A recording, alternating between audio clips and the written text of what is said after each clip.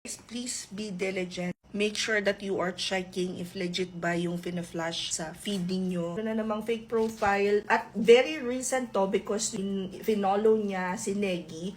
As in, kakapost ko pa lang itong videos na to. As in, ito very recent. Ito yung may bagyo. Pagkatapos nung sinearch ko yung profile, hindi ko siya makita. So, that means nakablock ako. But if you will notice, 176 followers siya. Pagkatapos yung mga videos niya is not getting any traction yet. So, yung work from home niya, WHF_with Mary. It has my photos.